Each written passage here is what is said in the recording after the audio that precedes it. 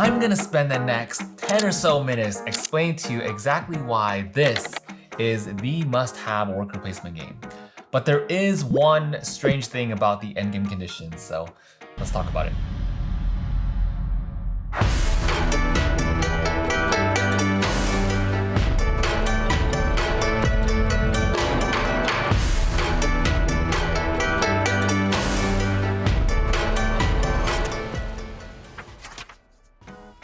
Hello everyone and welcome back to the Wolf Pack. Now, if you are new to the channel and you like the reviews that I do, please consider subscribing because we are this close to 20,000 subs and I can't do that without you. So please subscribe and let's go ahead and begin the review. Today, I am stoked to tell you about Terracotta Army, which is designed by Przemysław Fornal and Kwapiński. Hopefully I didn't butcher their names too badly. And it's also published by Board and Dice, who also gave me a copy of this for review, so take that as you will. Now, in Terracotta Army, your goal is to build this amazing set of statues by upgrading workers from craftsmen to artisans, properly managing your clay, gaining income, and also timing your work properly so that way they seek favor with the Emperor's advisors. You have 5 rounds to do this, and whoever has the most resourceful, the best building, and the best management skills will win. Now that is the goal of Terracotta Army, to build up this epic mausoleum, but how exactly does this game work? Well, we all start off with craftsmen, and for a 2-player game, it actually scales down differently depending on the player count. So for a 2-player game, you have 5 craftsmen, and then it goes 4 craftsmen, and then 3 craftsmen for a 4-player game. But let's say we have a 2-player game set up here. Played here actually because this is when my fiance demolished me in Terracotta Army, but we're not talking about that right now. We're talking about how to play this game.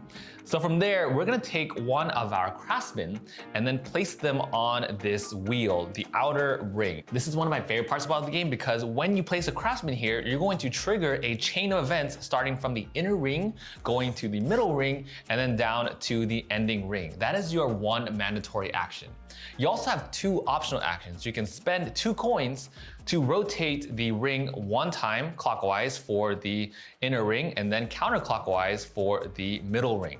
That's your one optional action, and your second optional action is to actually use this action listed here where you placed your craftsman. Or you can also choose not to actually use that action at all and gain 1 clay or 1 coin. Now, once we place our craftsman on the wheel and we are gaining clay, what do we do with that clay? Hello, Terracotta Army. So we're gonna take that clay and we're going to build out different warriors. There are 8 in total. Each of them have different and unique effects. The money that we gain, we also are going to spend those coins in order to learn and train with different masters. Each master also has a unique effect as well, and they also have a passive bonus that occurs at the end of every round. For example, let's say I want to train with the blacksmith. The blacksmith is super powerful because he lets you unflip all of your weapons. So all of your weapons are active, and then you can buy specialists and do a bunch of other things with that too. Let's say I want to spend one of my little mini craftsmen, my mini meeple, onto this space over here. And then eventually when it cascades down and activates the blacksmith in this area, I can spend 2 coins in order to place this over here. So that means it's gonna give me the bonus and unflip all of my weapons. So all my weapons get flipped the other way, which means they are active. And then one of my blacksmith's passive ability is to protect one of my clays. So it'll protect one of the wet clays from drying out every single round. Other masters will even let you double up on your actions or gain more clay, just as an example. Now, once you send all your workers from that round to the wheel, there's a scoring phase at the end of that round. These inspector pawns will survey the army that you've built so far, and you gain points if they're in the same row or column as those inspectors. Musicians are really cool. They act like bards. If you played other games with like music type classes, they buff up your army. So in this case, it will give you additional points if you're in the same row or column as that musician. And then you have the bottom left of the board, which all have scoring tiles. These are randomized for every single game. And they'll give you bonuses if you build a certain type of warrior or build in a certain area, have the most clay, and so on. Now, just like how clay is in real life, it's gonna dry up without water. And that's exactly what's gonna happen at the end of every round. The only way to re-wet your clay and make it usable again to turn in to make your warriors is to actually place your workers on the spots that have the water pots. Now, the last thing before we talk about my 5 highlights for this game is how endgame scoring works. And how that works is you score points for every single warrior that is grouped around the footman. You also score points for groups around the mausoleum, whoever the kneeling archer is facing, and the total number of leftover clay and coin. You get 1 point for every 2 of those. Now that is a basic rundown of how Terracotta Army works, but let me go ahead and tell you why I love this game. Okay, so this game makes you think like 2, 3, honestly like 5 steps ahead, and it's freaking amazing. So when you place your worker on a specific spot, you have to think about this cascade of events that are occurring from in to out. So after you decide that, it's going to affect everything downstream. That's what's really fun about this. But it's not just a linear path. A lot of games, you will have one singular path, like once this happens, another thing happens, and another thing happens. They are sequential.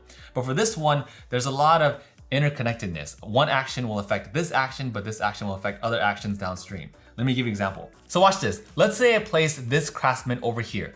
The first inner ring action lets me turn in 3 clay in order to make a warrior. I'm looking down at my weapon pile, and currently I have 1 halberd and 1 bow that are active. So I'm gonna go ahead and make a crossbowman. Now what's cool about this warrior is that the more empty spaces between this warrior and another warrior, then the more points that I'll score. So I'll go ahead and place this warrior super far, and first I score 7 victory points for building that type of warrior. Notice the ladder here on this box.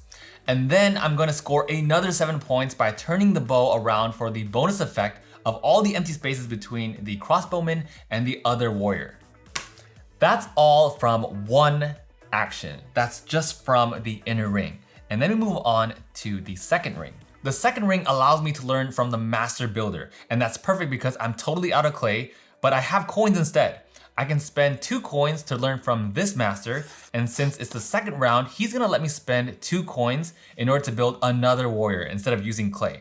So I'll go ahead and do that, and I'll build a guard, which scores 8 points. I'm gonna place this guard here next to a footman, and then flip over the halberd in order to activate the guard's effect. Stay with me, watch this combo now because this actually happened during gameplay, and let me tell you now, it was so freaking funny to watch their reaction. So that guard that I just used is now gonna allow me to move my crossbowman any number of spaces in a straight line. Oh, guess who's moving? My crossbowman, sitting right there. Not planned at all. So my crossbowman moves all the way here to close up that gap. And why do I want to do that? Because now I gain priority in this square that's circling the footman, breaking the tie, and at the end of the game, I'll score dominance points for this group. This is what I mean by the interplay of actions and how the game makes you think like 4 to 5, even more steps ahead. And I just absolutely love that. Love it. Okay, number 2. Now I've never seen this done in another game yet, and I think the best way to put this is like there's this reverse scoring system. Let me explain. You saw that when we build warriors, you get a lot of points in the beginning. This marker tells you how many that you gain at first, and then it's going to steadily decrease the more you progress in the game. Now, while that decreases, you get more and more points from inspectors because more warriors will be built in the mausoleum. And that's assuming that the inspector is looking at your row or column. You also get more and more points from musicians being added in and more warriors that the musician is playing for. And the scoring tiles also give you more points with every single round as you go too. Yes, my brain was melting a lot from thinking about all these actions, but tell me that's not fun to think about. Okay, point number 3, let's go ahead and shift gears a little bit. So at the very beginning of the video, I mentioned that there was something strange about this game, and here's what it is. And it all comes down to the endgame condition. So when you are scoring points at the end of the game, you're going to first remove all the warriors that are not in groups from the mausoleum. From there, you're going to score points for each individual group listed here. And a group is 2 or more of the same miniatures orthogonally adjacent to each other, and they don't have to be owned by the same player. I played this game twice at the 2-player count and once at the 3-player count. And every single time, we've consistently reached that point. Like the gameplay just goes up, up, up, up, up. And then we get to this strange endgame condition where we're taking away our efforts in the game, and then it just goes down for everybody, not just me, but for like our entire group. Because it's just weird. It's like, why do you spend these resources and these actions to build up warriors that are taken away? Now, thematically, correct me if I'm wrong too, because I'm not, versed in like the history, like the full history of the Terracotta Army. But I also don't get it thematically either, like why you would remove warriors from the mausoleum. And then mechanically, I kind of get it because you want to take out warriors that are not in the same group. It's easier for you to count up the groups. That is my biggest gripe about the game. It's like, why spend all these actions to build up your army for it to be torn down. Yes, so you can visualize your groups well, but I feel like honestly, it could just been straightforward. You could just score points for that type of warrior. Like in the mausoleum, if I have 6 crossbowmen built, then I score 6 points. Or if you want to ramp it up and make it not as linear, maybe give everyone an individual card. Even if there are no cards currently in the game, I feel like if you gave every single player an endgame card or endgame goal card that lists like, hey, you have to get 3 crossbowmen and 2 guards in order to score 10 points, I feel like that secrecy is just much more interesting than having this weird, confusing, awkward moment with taking away the work that you've done. Like forget the whole tear down your army and just leave everyone there and you just count up what's there. It's still awkward to count up individual groups because you kind of have to like really think about it and sit down and figure out, okay, well, this is a group and this is a group and this is what I should count up over on this side, and it's just a little more confusing than it should be. Another quick downside too, for 2 players, we seem to run out of bases, and I don't know if I missed this in the rulebook or anything, but we just ended up using bases from other like colors. So I feel like they should include more bases to cover up for the 2-player count because we're building a lot in the 2 players versus in 3 and in 4. Which brings me to point number 4, 2 points left that I will mention. So this game I think scales pretty well across different player counts. I have not played at 4 players yet, but adding in 1 extra player does make a very drastic difference in a good way to Terracotta Army because you have less workers for everyone. So instead of 5 workers for 2, you have 4 workers. And then the priority system also matters a lot more because now artisans don't matter as much in a 2-player game, and what they do is that they allow you to completely block off a spot from others or to double up on a space for 2 players.